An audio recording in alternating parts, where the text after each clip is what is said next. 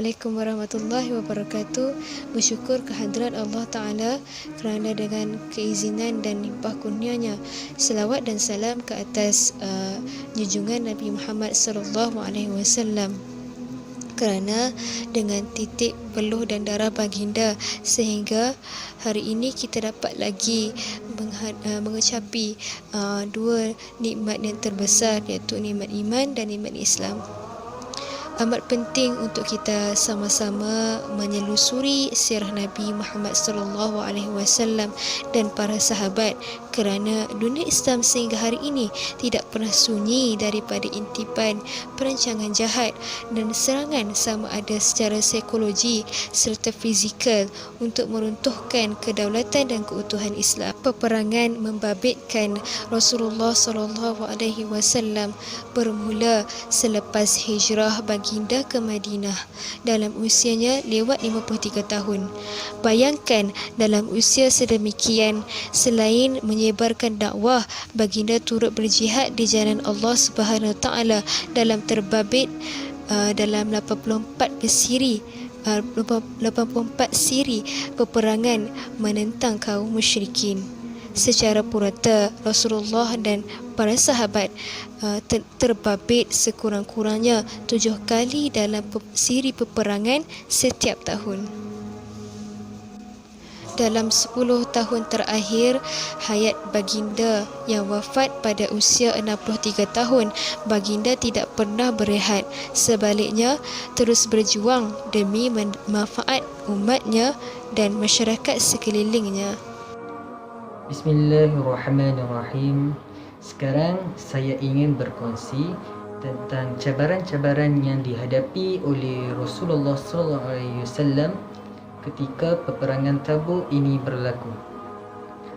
Peperangan Tabuk ialah peperangan yang terakhir dipimpin oleh Rasulullah SAW, dan dalam peperangan Tabuk ini berlaku pelbagai cabaran yang dihadapi oleh Rasulullah SAW bersama tentera Islam ketika itu. Dalam peperangan ini ada 5 cabaran yang dihadapi oleh Rasulullah SAW. Ia termasuk perjalanan yang sangat jauh dari Madinah ke Tabuk sehingga mencecah 700 km perjalanan mereka. Selain daripada perjalanan yang sangat jauh, peperangan Tabuk ini berlaku pada musim panas dan ketika itu tentera Islam kekurangan makanan untuk berperang. Dalam riwayat mengatakan bahawa kaki mereka ini pecah akibat bahan kepanasan dan terpaksa merendam kulit haiwan serta makan daun untuk malas perut mereka. Bahkan tentera Islam ketika itu melakukan jihad yang sangat besar, kerana pada ketika itu di Madinah ialah musim menuai hasil kurma. Tetapi dengan iman dan ketakwaan kepada Allah Subhanahu Wa Taala, mereka meninggalkan kebun mereka dan pergi berjihad ke jalan Allah Subhanahu Wa Taala.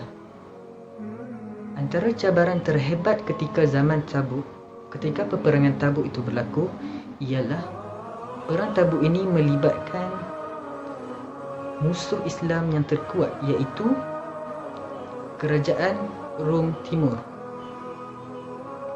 Sebelum berlakunya peperangan Tabuk ini,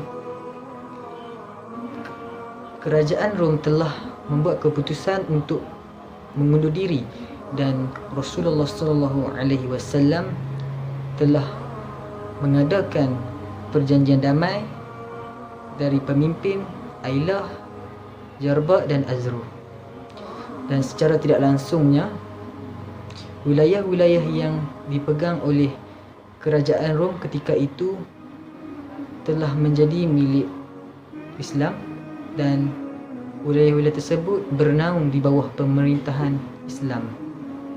mengulas iktibar daripada para Rasulullah sallallahu alaihi wasallam.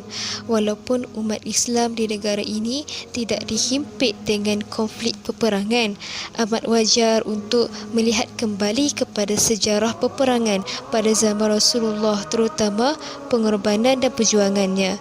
Hari ini kita tidak lagi berperang, namun umat Islam menghadapi jihad yang lebih besar, iaitu bagaimana untuk melawan daripada hawa nafsu yang sering menguasai diri.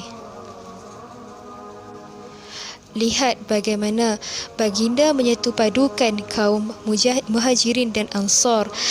Rasulullah sallallahu alaihi wasallam mempersaudarakan sesama muslim walaupun mereka berlainan bangsa.